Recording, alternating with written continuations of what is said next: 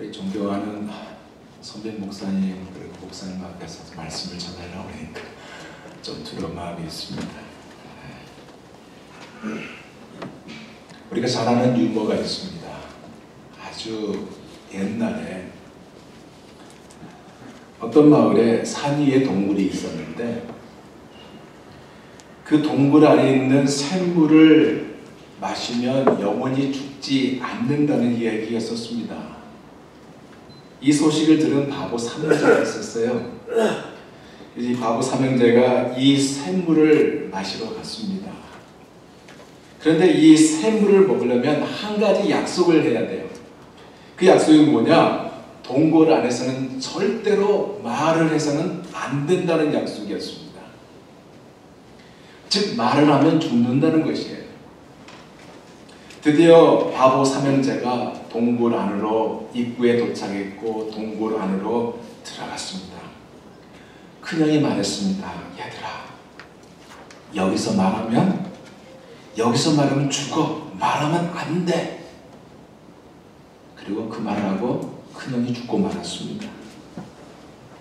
이 말을 들은 둘째가요, 그것 봐, 말하면 죽잖아 하면서 그도 죽었습니다.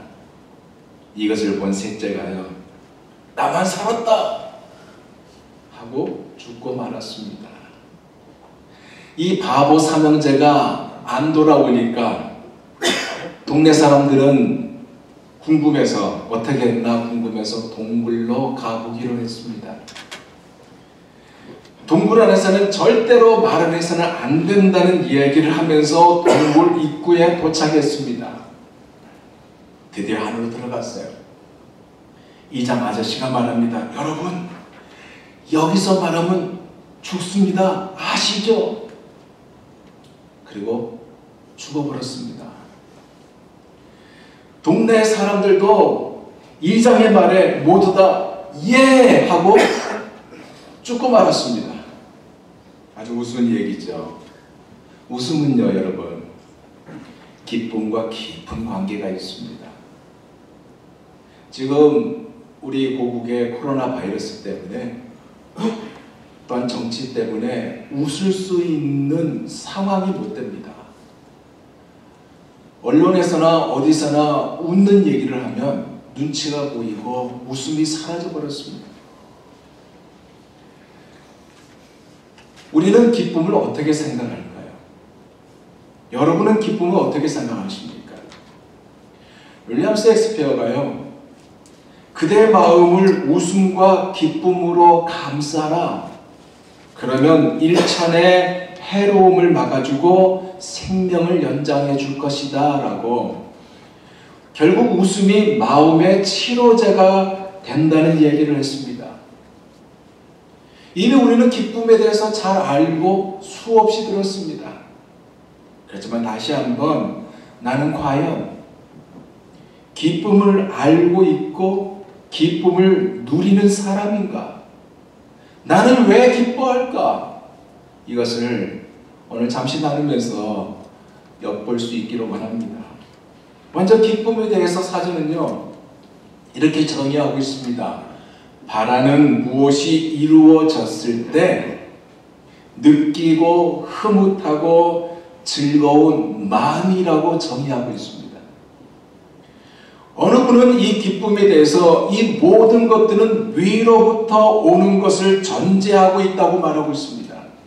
왜냐하면 진정한 기쁨은 하나님에게서 오기 때문에 그렇습니다. 그래서 그런지 제롬도요, 기쁨을 지운다는 의미로 사용했습니다. 그래서 아마도 불안과 슬픔을 하나님의 은혜로 지워버리기 때문에 이런 말을 했으리라 생각이 됩니다. 그런데 우리 중에 기쁨을 싫어하는 사람이 과연 있을까요? 없어요. 자료에 의하면 어린아이들은 하루에 400번 이상 방긋 웃는다고 기록되어 있습니다. 그래서 우리가 어린아이를 바라보면서 이 웃음 때문에 우리가 아무리 피곤하고 힘이 들어도 그 기쁨으로 인해서 웃는 모습으로 인해서 우리가 기쁨을 얻게 돼요.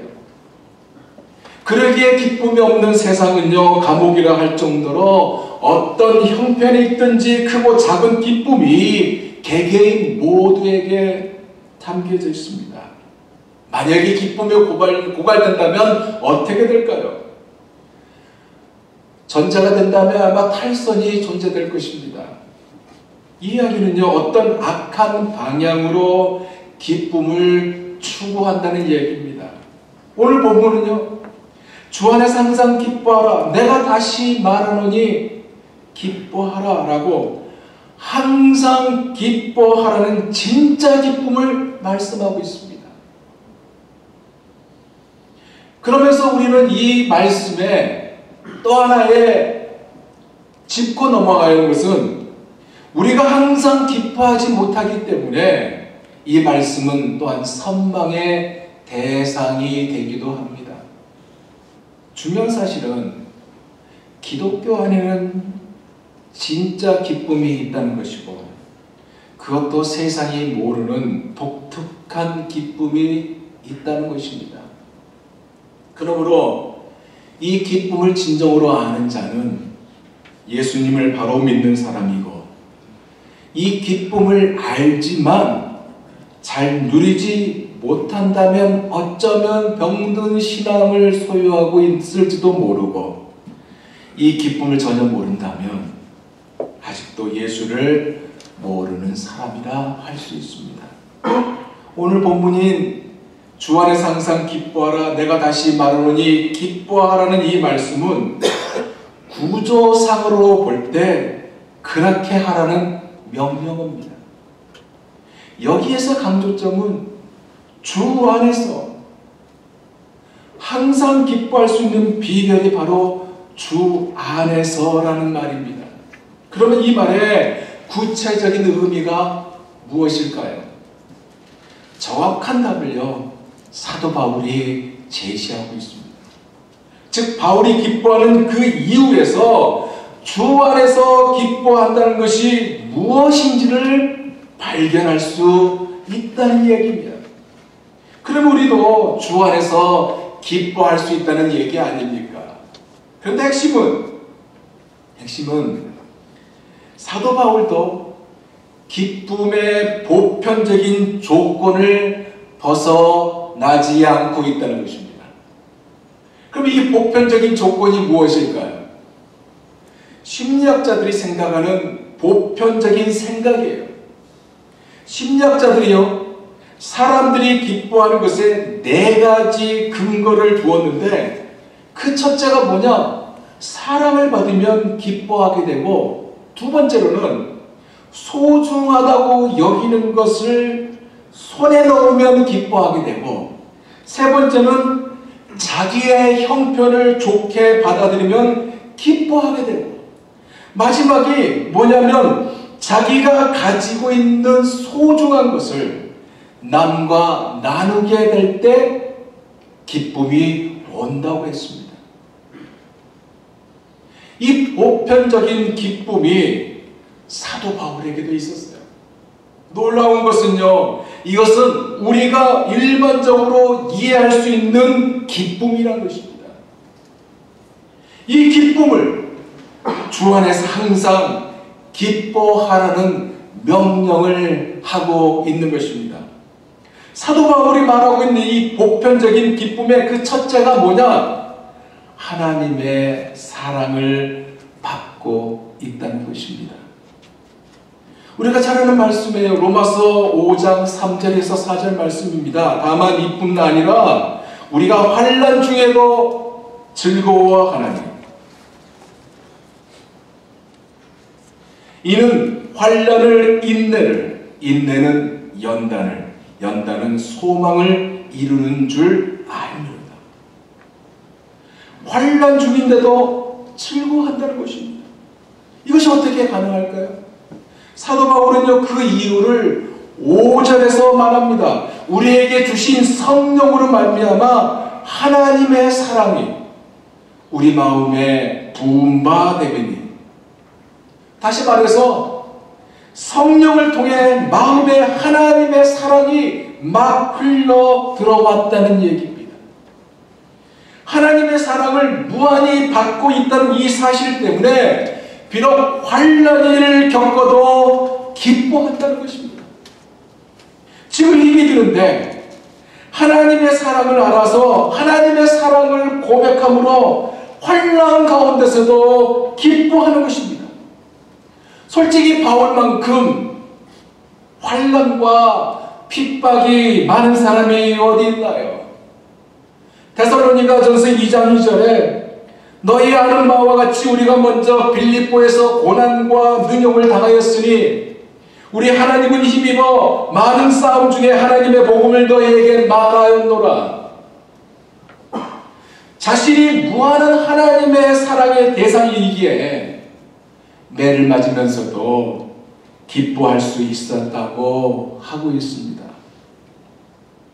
우리 또한 하나님의 사랑을 받고 있는 너무나 존귀한 존재들이라는 이 사실을 잊지 마시기 바랍니다. 왠지 아십니까?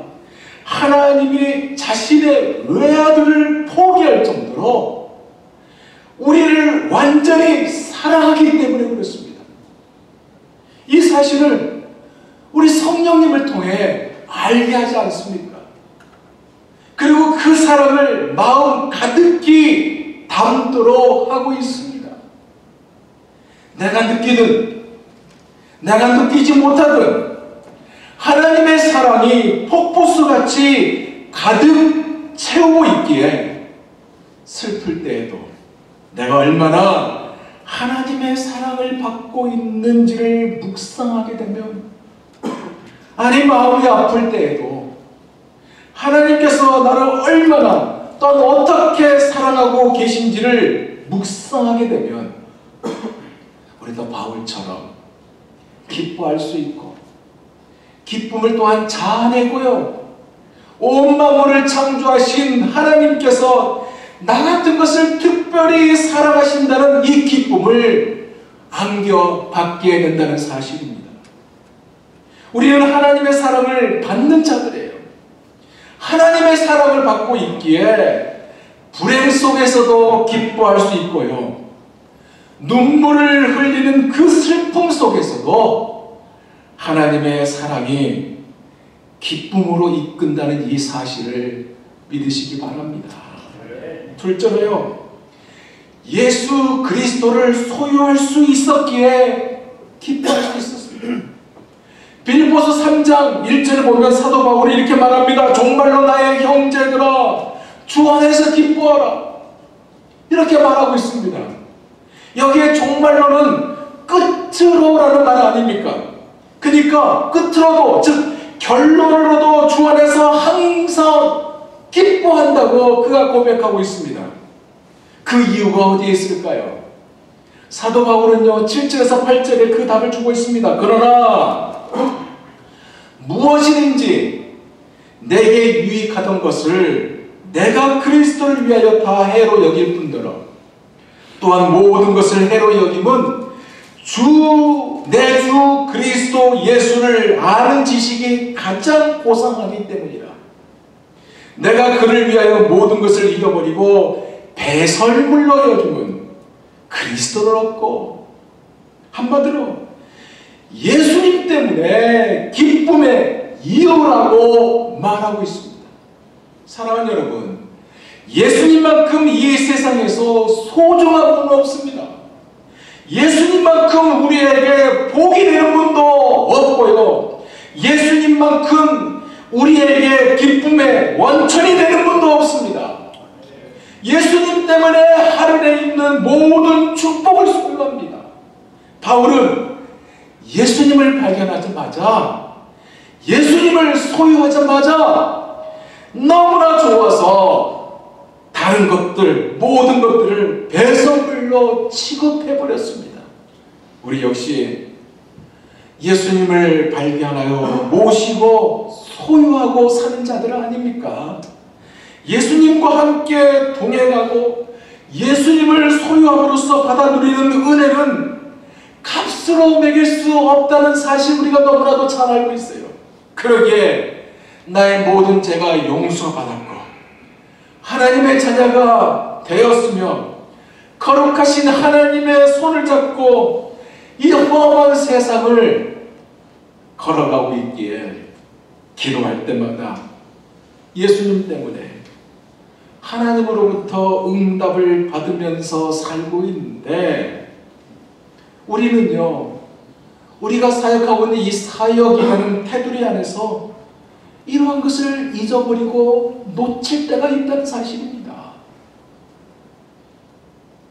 그런데 누가 우리를 해칠 수 있으며 누가 이 하나님의 사랑에서 끊을 수 있습니까? 분명히 하나님은 로마서 8장 35절에서 39절을 통해 이것을 확인시켜주고 있습니다. 누가 우리를 그리스도의 사랑에서 끊으리요? 환난이나 공고나 박해나 기근이나 적신이나 위험이나 칼이나 기록된 바 우리가 종일 주를 위하여 죽임을 당하게 되며 도살당할 양같이 여김을 받았나이다 함과 같으니라. 그러나 이 모든 일에 우리를 사랑하신 이로 말미암아 우리가 넉넉히 이기노라. 내가 확신하노니 사망이나 생명이나 천사들이나 권사자들이나 현재 일이나 장래 일이나 능력이나 높음이나 기쁨이나 다른 어떤 피조물이라도 우리를 우리 주 그리스도 예수 안에서, 우리 주 그리스도 예수 안에 있는 하나님의 사랑에서, 하나님의 사랑에서 끊을 수 없으리라. 세 번째로, 자기의 형편을 좋은 것으로 받아들였기 때문에 기뻐할 수 있었습니다. 사도 바울은요, 자기가 당하는 모든 형편을 하나님께서 주신 선한 것으로 받아들였습니다. 빌립보서 4장 10절에서 11절 보니까 내가 주 안에서 크게 기뻐하는 너희가 나를 생각하던 것이 이제 다시 싹이 남이니 너희가 또한 이를 위하여 생각은 하였으나 기회가 없었느니라. 내가 궁핍함으로 말하는 것이 아니니라. 어떤 형편이든지 나는 자족하기를 배웠노니 비천하거나 풍부할 때도 배가 고프거나 배부를 때도 스스로 만족할 수 있는 비결을 배웠다고, 이 비결을 하나님께서 주셨다고 하지 않습니까? 그의 확신에 찬 선포가 무엇이에요? 13절에 내게 능력 주신 자 안에서 내가 모든 것을 할 수 있느니라. 무슨 얘기예요? 능력 주시는 예수 안에서, 성령 안에서 자신이 당하는 모든 형편에 자족할 수 있는 능력을 체득했다는 고백이 그가 기뻐할 수 있는 이유라고 말하고 있는 것입니다. 그런데 솔직히 바울의 형편을 보면요,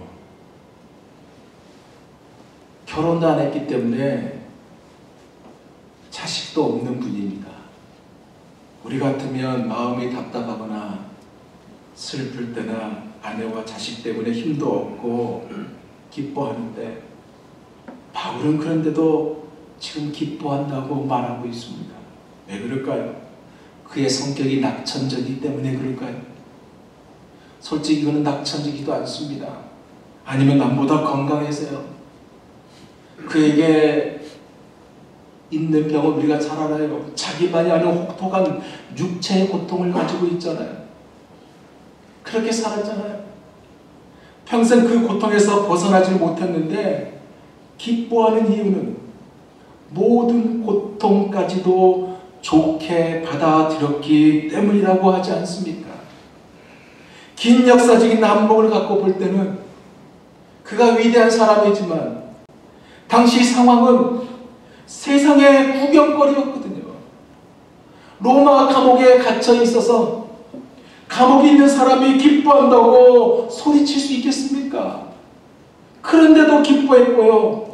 갇힌 이 감옥까지도 하나님이 주셨다고 믿었습니다. 자기 죽음도 예언하였지만 죽음조차도 주를 위한 것이라고 기뻐했습니다. 여러분, 우리가 각자가 처한 형편도 다 달라요. 어떤 이는 만족하는 자도 있겠고 어떤 이는 불만족하는 자도 있겠고 어떤 이는 행복도 있겠고 어떤 이는 하루하루 사는 것이 고통스러울 수도 있을 것입니다. 중요한 것은 어떤 형편에 모여 있든지 우리 또한 바울처럼 항상 기뻐할 수 있다는 것입니다. 왜냐하면 나의 형편을 하나님께서 주신 것으로 받아들인다면, 내가 맡고 있는 이 각자의 그 교회 이름을 가지며 성도들과 같이 지내면서 이 사역이 하나님께서 주신 것으로 받아들인다면 모든 것이 합력하여 선을 이루게 하실 것을 경험하게 하실 것이고, 이것 또한 하나님이 나에게 허락하신 것으로 받으면서 기뻐할 수 있습니다. 이제 마지막 네 번째가 자기가 가진 가장 소중한 것, 곧 예수를 다른 사람에게 나누어 줌으로 기뻐하며 살았습니다. 빌립보서 1장 8절에요. 그러면 무엇이뇨? 외모로 하나 참으로 하나 무슨 방도라든지 전파되는 것은 그리스도니 이로써 내가 기뻐하고 또한 기뻐하리라. 바울의 형편은 감옥에 갇혀 있었다고 했습니다. 중요한 것은 그곳에서도 다른 사람에게 예수님을 증거했다는 것입니다. 그 결과 간소와 높은 신분의 사람들이 회개하고 돌아왔고 네로의 궁전에까지 예수 믿는 사람들이 생겨났습니다. 말씀을 준비하면서요, 갑자기 지금의 영국이 생각났습니다. 제가 소식지를 보니까 소식에 의하면 앞으로 40년이면 영국에 있는 모든 교회의 문이 닫힌다고 그 기록에 그렇게 나와 있더라고요.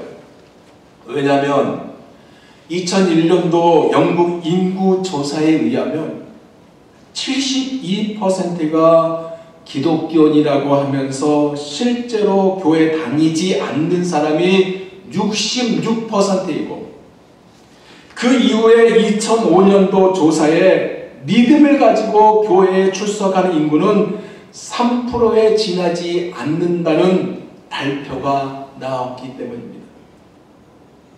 지금 영국은 노방 전도를 하면 체포된다는 그런 얘기도 있습니다.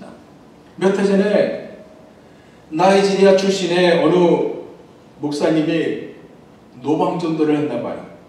그런데 노방 전도하다가 체포당했습니다. 그래가지고 성경책이 압수당했고 경찰이 그 사람에게 티켓을 띄워줬는데 $3,000의 티켓이 띄워졌답니다. 영국 웨일즈에서 목회를 하고 있는 폴성 목사님이 계세요. 그 하루는 웨일즈 다운타운에서 노방 전도를 했습니다.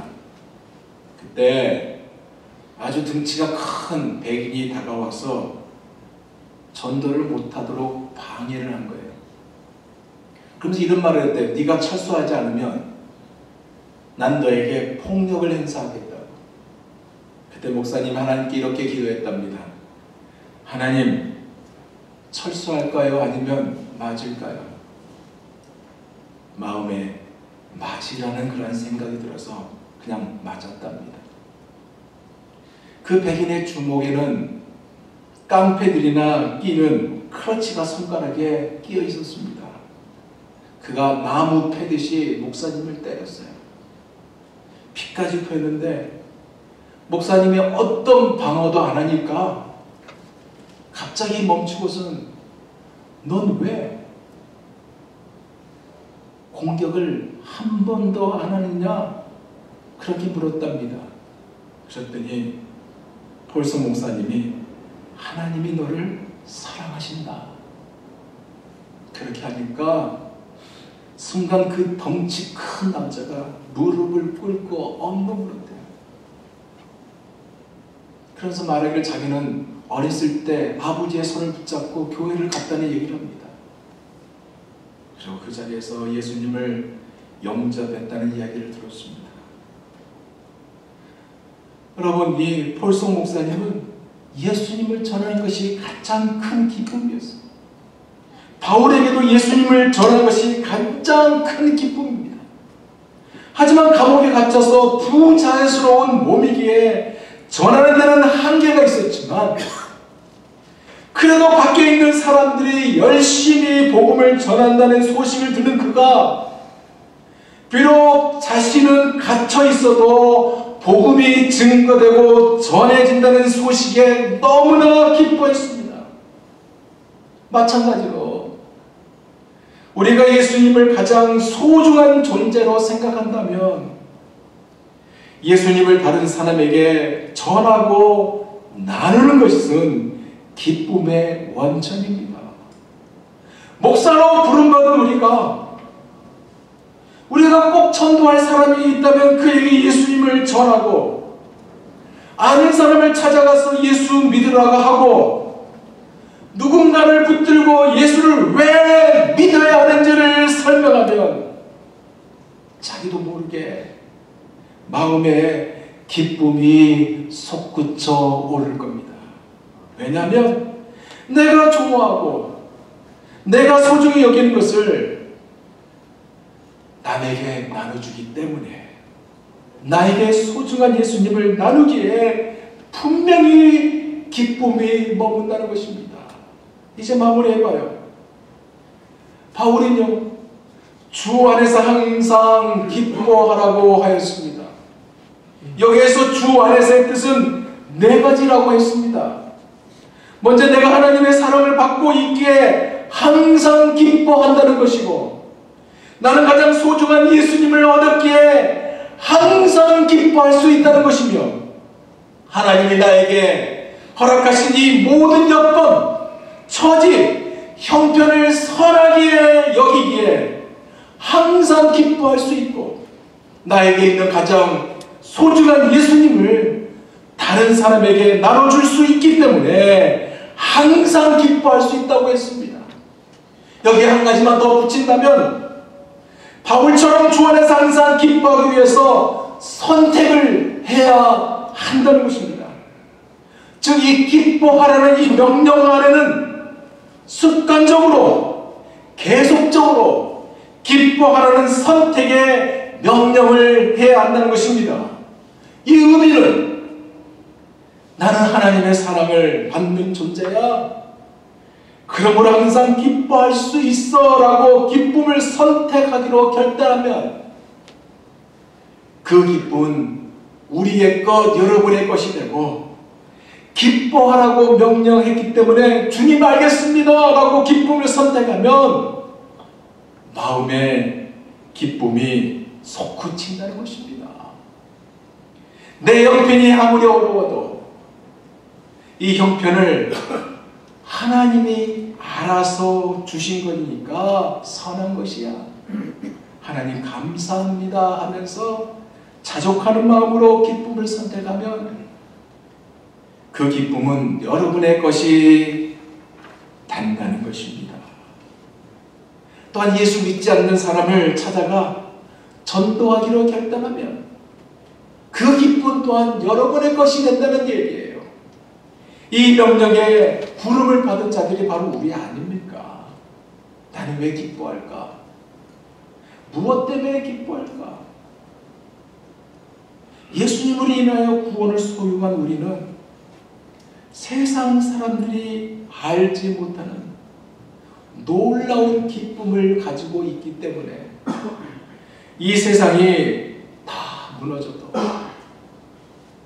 내가 소중하게 여기던 모든 것을 다 빼앗겨도 우리는 아무리 빼앗을 수 없는 기쁨의 조건을 가지고 있기 때문에 주님이 주시는 참된 기쁨을 전하고 또한 말씀을 통해 가르치고 누리는 사람들이 된다는 것입니다.